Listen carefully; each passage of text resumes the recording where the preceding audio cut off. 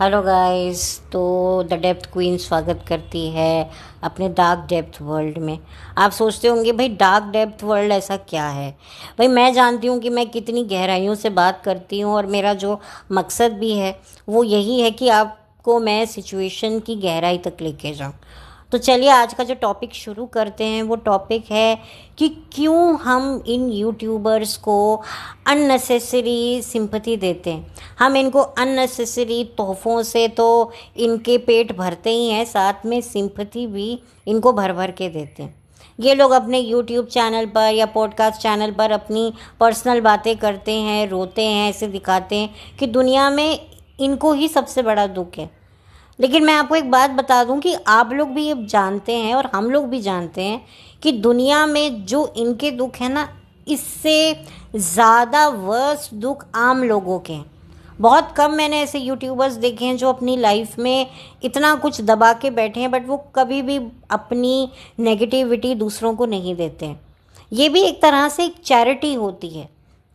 आपने देखा होगा सड़क पे बेचारे मासूम कुत्ते होते हैं, आए दिन गाड़ियों से टकराते हैं और लंगड़ाते लंगड़ाते चल रहे होते हैं।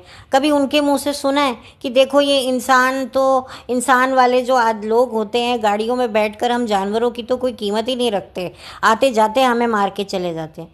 वो बेचारे लंगड़ा लंगड़ा के जाते हैं। कुछ जानवरों को मेडिकल हेल्प मिल जाती है, कुछ को तो वो भी नहीं मिलती है। आप देखिए कि वो बेचारे शिकायत करें भी तो किससे करें। हम ये जो लोग एनिमल लवर बन के घूमते हैं यूट्यूब पर, कभी ये लोग ये बात करते ही नहीं हैं। लेकिन एक इंसान को एक कांटा भी चुभता है तो वो हाय तौबा मचा देता है। मैं ये नहीं कहती कि आपको अपनी प्रॉब्लम्स किसी से डिस्कस नहीं करनी चाहिए।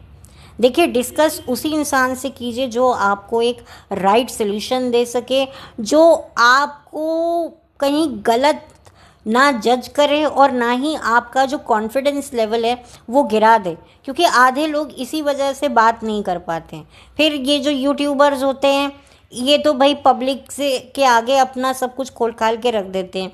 फिर देखिए, कई हिसाब से जो पब्लिक होती है वो उनका भी देखने का नज़रिया अलग ही तो होता है। हर कोई आपको सिंपैथी नहीं दे सकता। जैसे कि मैं हूँ, अब किसी यूट्यूबर को बच्चा नहीं हो रहा है, शादी को इतने साल हो गए हैं, लिटरली कम्युनिटी पोस्ट पे वो सेलिब्रिटी भीख मांग रही है कि दुआ करो गाइस हम जल्द से जल्द पेरेंट्स बन जाए।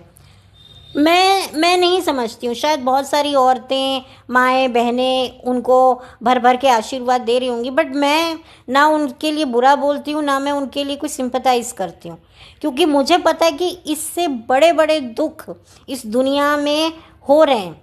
अगर मैं दुख की बात करूं तो हाल ही में एक कोलकाता में जिस तरीके का एक दिल दहलाने वाला एक इंसिडेंस हुआ एक महिला के साथ, एक डॉक्टर महिला के साथ, आप लोगों ने वो खबर पढ़ी ही होगी।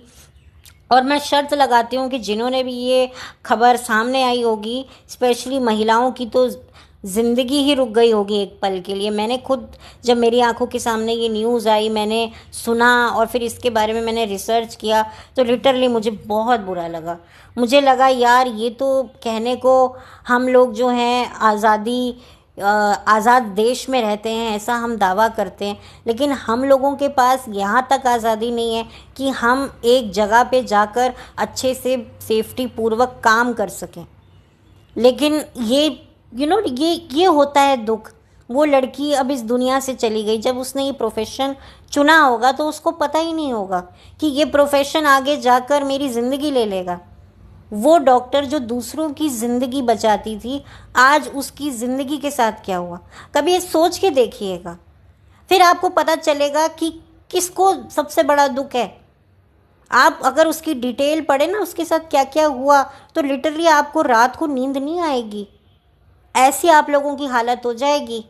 एक मिस कैरेज से एक औरत की आंख में आंसू छलक जाता है। आप उस माँ या उस बाप से जाकर पूछिए जिन्होंने अपनी बेटी को पैदा करके उसे इतना पढ़ा लिखा कर काबिल बनाकर इस वजह से उसको खो दिया कि उसके साथ जो एक दरिंदगी हुई, आप सोचिए वो क्या है।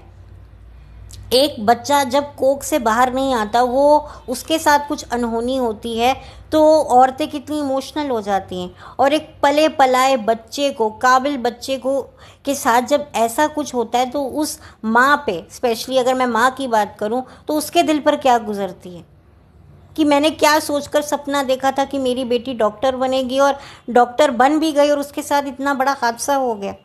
कभी आप लोग सोचिएगा, आप लोग अननेसेसरी इन लोगों को जो है गिफ्ट्स पहुंचाते हैं। आपको नहीं लगता कि आपका परिवार जो आपके लिए मेहनत करता है वो ज़्यादा गिफ्ट डिज़र्व करते हैं?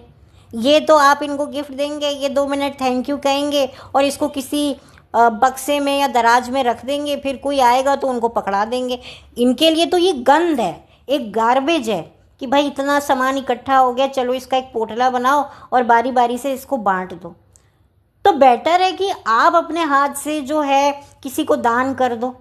लेकिन वो नहीं समझ में आता ना, आपको लगता है मोह है कि भाई हम जो है इनके साथ फ़ोटो खिंचा रहे हैं तो कहीं ना कहीं हम इनको पे कर रहे हैं, या हम व्लॉग बना रहे हैं, या हमारे व्लॉग में आ रहे हैं तो कहीं ना कहीं भाई हम इनका एक एहसान चुका दें। देखिए, सबसे ज़्यादा जो एहसानमंद है ना, वो हमारा है इन व्लॉगर्स का।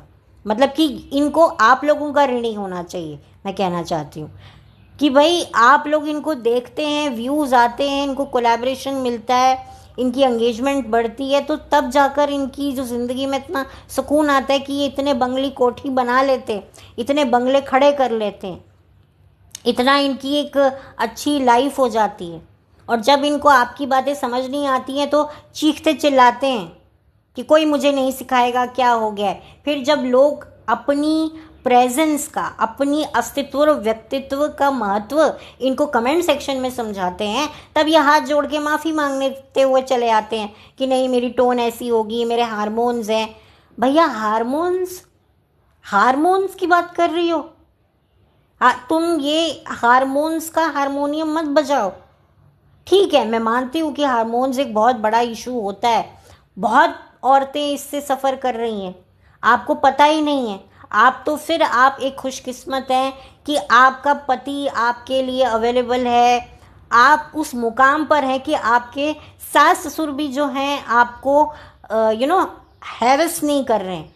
क्योंकि ज़्यादातर क्या होता है कि जो लड़कियां माँ नहीं बन सकती या माँ नहीं बनना चाहती, उनके ससुराल वाले ही उनको टॉन्ट मारने लग जाते हैं, और टॉन्ट नहीं मारते तो ऐसे मुंह फुका के बैठे रहते हैं, हाँ बच्चा पता नहीं कब होगा, कब पैर भारी होंगे। फिर लोग कहते हैं अरे जाओ ना अपनी बहू को डॉक्टर के पास ले जाओ।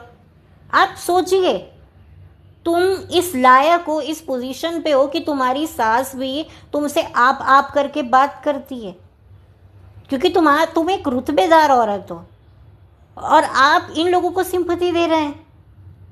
देखिए ज़िंदगी में क्या क्या हो रहा है। आप देखिए, इतने भूकंप आते हैं, इतने फ्लड आते हैं, इतना परिवार के परिवार उजड़ जाता है हमारे देश में। आप लोगों ने सुना ही होगा, इतना कुछ हो रहा है, और दूसरे देशों में भी इतनी जंगें हो रही हैं, कितने लोग मर रहे हैं, क्या हिंदू क्या मुसलमान। देखिए, मौत हर एक की जो होती है ना, चाहे वो हिंदू हो या मुसलमान हो, जान सबकी कीमती होती है, मैं ये विश्वास करती हूँ। इंसानियत से बड़ा कोई धर्म नहीं है। मैं इंसानियत में विश्वास करती हूँ। कोई भी मरता है, किसी भी देश में हो, बहुत सारे देशों में जंगें चल रही हैं, और उनमें से कुछ मुस्लिम्स लोग हैं, हिंदू लोग हैं, किसी भी धर्म के लोग हैं।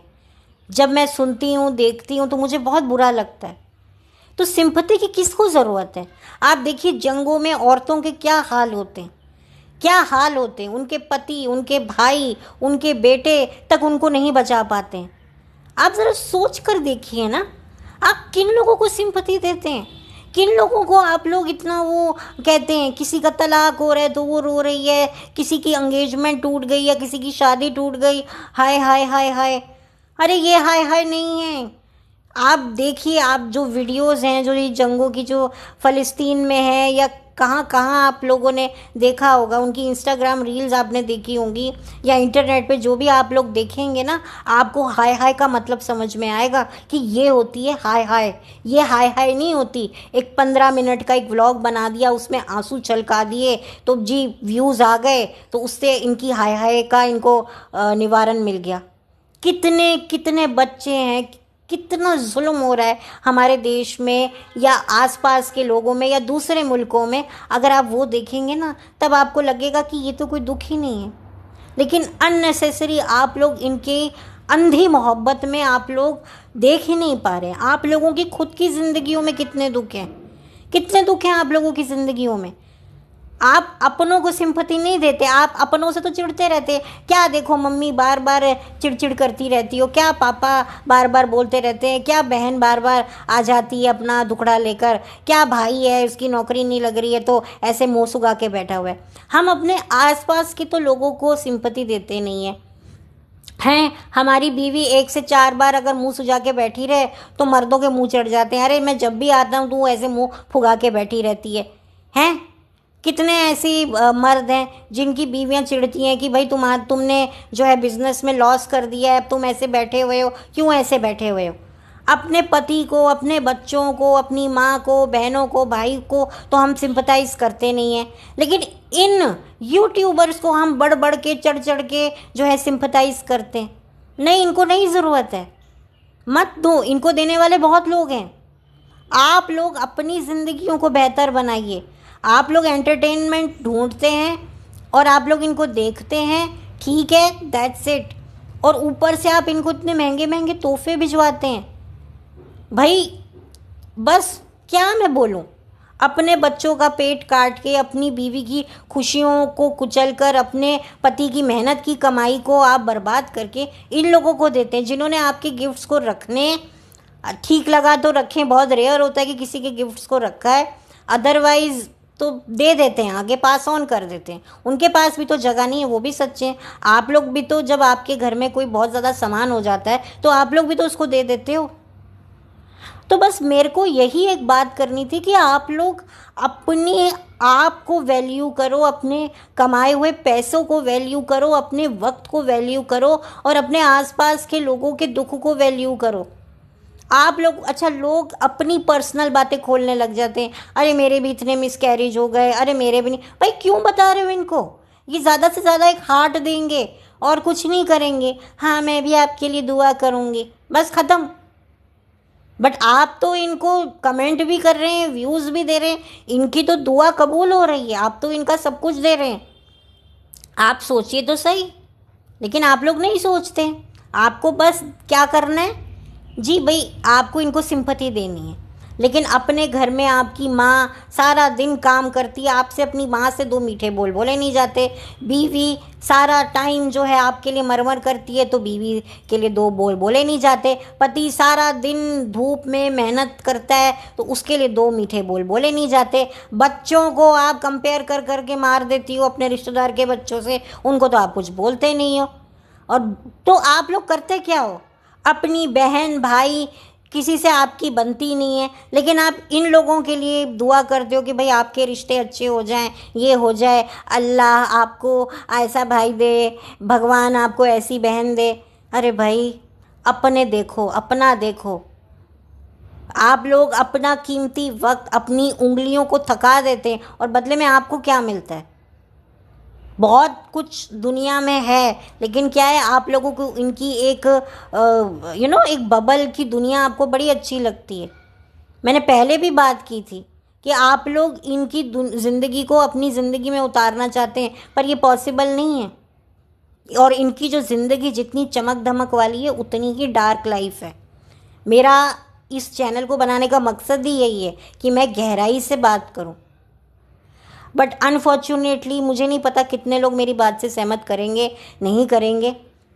मुझे ये वीडियो बनाना था क्योंकि मैं देख रही हूँ कि लोग सिंपैथी पे सिंपैथी कर रहे हैं, हमारे लिए दुआ करो, हम माँ बाप बन जाएं, अरे मेरा मिसकैरेज हो गया, हाँ हाँ हाँ। अभी आप देखिए ना, कितने लोग कितनी भारी भारी बीमारियों से जूझ रहे हैं और उनको कोई सिंपैथी देने आता है ना, वो लेते भी नहीं हैं। वो कहते नहीं ठीक है, भले ही उनको पता है हम नहीं बचेंगे। ऐसे भी लोग होते हैं, कितने लोग ऐसे होते हैं जो बिस्तर पे होते हैं कई सालों से बिस्तर पे हैं, ना हिल सकते हैं, ना डुल सकते हैं, ना अच्छे कपड़े पहन सकते हैं। उनके लिए क्या सावन, क्या भादो, क्या दिवाली, क्या होली, क्या दशहरा, क्या दिन, क्या रात, क्या बरसात, कुछ मैटर नहीं करता। वो बेचारे बिस्तर पे पड़े हैं तो पड़े हैं, एक वेजिटेबल की तरह। तो वो ज़्यादा इंसान दुखी है या ये दुखी है? मुझे समझ में नहीं आता। शायद आपको मेरा थोड़ा आक्रोश में मेरी आवाज़ लगे, गुस्से में लगे, बट एटलीस्ट मैं इन लोगों से ज़्यादा आप लोगों से पूछती हूँ। तो बस मुझे यही बात करनी थी कि आप लोग जो हैं अपनी ज़िंदगी को किस राह पर लेके जा रहे हैं। आप जिनको दुखियारा समझ रहे हैं, ये दुखियारे नहीं हैं, ये बहुत बड़े सुनियारे हैं। इनकी ज़िंदगी बहुत अलग सी है जो ये लोग दिखाते नहीं हैं, छुपा के बैठे हुए हैं। 2020 में काफ़ी चीज़ें आप लोगों के सामने तो आई होंगी ना। अननेसेसरी ये लोग हिडन प्रमोशन करते हैं, आप लोगों को गलत रास्ते पर भटकाते हैं। भाई ये गेम ऐप करो, ये खेलो, वो खेलो। भाई तो खुद खेल लो ना, खुद तो खेलेंगे नहीं। खुद जी मेरा पति तो राइटर है, मेरा पति तो डांसर है, तो भाई औरों को भी तो कुछ कंस्ट्रक्टिव क्रिएटिव करना चाहिए ना। ये गेमों खेल कर तो आपकी ज़िंदगी नहीं कटने वाली है, फिर तो दुनिया चलेगी ही नहीं, ना कोई डॉक्टर बनेगा, ना कोई इंजीनियर बनेगा। और आप देखिए कि जो औरतें, जो अभी लड़की के साथ हुआ है कोलकाता में, आप देखिए कितने लोग जो हैं अपनी बच्चियों को बाहर अब भेजेंगे ही नहीं इस तरह के हादसे करके कि भाई तुम घर पे बैठो, व्लॉगिंग करो, शादी करो, बच्चा पैदा करो और कैमरे के सामने एक बच्चे को गोद में बिठा लो, दूसरे बच्चे को लिटा दो और बोलो भाई मैं ये ऐप यूज़ करती हूँ, मैं इस प्रोडक्ट से अपने बच्चे के हाथ पैर साफ़ करती हूँ, मेरा कोड लगाइएगा तो आपको डिस्काउंट मिलेगा और मुझे भी दलाली मिलेगी। बस यही सब तो करना है। बहुत सारी लड़कियां सोचेंगी कि यही यार हम यही व्लॉगर बन जाए, क्या पढ़ लिख कर हम जाएं और हमारे साथ ऐसा हादसा हो जाए, हम कहीं के भी नहीं रहे, हम तो इस दुनिया के भी नहीं रहेंगे। तो ये रियलिटी आप लोगों को समझनी है। मुझे बहुत बुरा लगता है कि जब औरतें जो हैं बच्चे लेके बैठी हैं और क्वेश्चन आंसरिंग के जवाब दे रही हैं कि भाई मैं सुबह इतने बजे उठती हूँ, मैं मैनेज कर लेती हूँ। मुझे बहुत ज़्यादा बुरा लग रहा है। हालांकि उन लोगों के लिए तो बुरा नहीं लगेगा, उनको लगता है भाई मदरहुड, एक माँ को ऐसे कैसे कह दिया। भाई माँ वो होती है जो माँ के मतलब ही कुछ और आप लोगों को समझ में आते हैं। मैं समझती हूँ कि एक औरत के अंदर इतनी काबिलियत होती है कि उस काबिलियत को दिखाने के लिए, उस मातृत्व को दिखाने के लिए उसे बच्चा पैदा करने की ज़रूरत नहीं है। जब एक औरत माँ बन जाती है ना, समझ लो उसकी जो विज़न है ना दुनिया को देखने का, वो बहुत संकोचित हो जाता है, क्योंकि उसको लगता है मेरा बच्चा, मेरे बच्चे को ये मिलना चाहिए। उसकी गोद बहुत छोटी हो जाती है। और जिन औरतों के बच्चे नहीं होते ना, उनकी गोद बहुत बड़ी होती है। वो सबको अपनी गोद में ले लेती है निष्पक्षता से। वो ये नहीं देखती कि ये मेरा बच्चा है, ये मेरा बच्चा नहीं है। ये फ़र्क होता है, समझे आप? ये फ़र्क होता है। मेरे बच्चे नहीं हैं, लेकिन फिर भी मैं औरों बच्चों के लिए जिस विज़न से सोच सकती हूँ, वो एक खुद बच्चे पैदा करने वाली या जिनके बच्चे हैं वो नहीं सोच सकते। वो सिर्फ अपने बारे में, अपने बच्चे के बारे में सोचेंगे, which is fine from there view point. लेकिन मैं ऐसा सोचती हूँ कि मैं आज हर एक बच्चे के लिए निष्पक्ष तरीके से सोच सकती हूँ। ये फ़र्क है। खैर, अब ये टॉपिक कहाँ का कहाँ चला गया, बट खैर मैं चलती हूँ, लौट कर मिलती हूँ। अगर आपको मेरी कोई बात बुरी लगी होगी तो मैं उसके लिए क्षमा याचना करूं या नहीं करूं, मैं वही सोच रही हूँ। खैर तो चलिए चलती हूँ। थोड़ा सा मैं इमोशनल हो गई, गुस्से में आ गई, बट इसमें इन लोगों से ज़्यादा मैं कहूँगी कि आप लोगों का जो है इसमें हाथ है। इन व्लॉगर्स को और ज़्यादा जो है इस तरीके से जो ये आप लोगों पर चिल्लाते हैं, आप लोगों पर ही हर चीज़ का ठीकरा फोड़ देते हैं, तो इसके ज़िम्मेदार आप लोग ही हैं, क्योंकि आपने इनको भगवान का दर्जा दे दिया। आपके भगवान, आपके माँ बाप, आपका परिवार आपकी पहली प्रायोरिटी होना चाहिए, और ऑफ कोर्स आपका वर्क, आपका खुद का काम जो आप करते हो। तो खैर आप लोग एज अ एंटरटेनमेंट के तौर पर देखिए, बट इतना ज़्यादा इमोशनल मत होइए, क्योंकि मैंने देखा है कि जब जब हम किसी के लिए बहुत ज़्यादा अटैच्ड हो जाते हैं, बहुत ज़्यादा हमें अटैचमेंट बढ़ जाता है, तो उसी के लिए हमें द्वेष होना शुरू हो जाता है। ये एक नेचुरल है, और जिसको आप पसंद नहीं करते हो एक टाइम बाद आपको वही पसंद आने लगता है। तो एक ह्यूमन नेचर होता है। तो लाइफ में ना अपनी लाइकिंग और डिसलाइकिंग को आप थोड़ा बैलेंस कर कर चलिए। ना एक्सट्रीम में किसी को चाहिए, ना एक्सट्रीम में किसी को नफ़रत कीजिए। तो खैर चलती हूँ, लौट कर मिलती हूँ। Have a blessed day, bye, take care.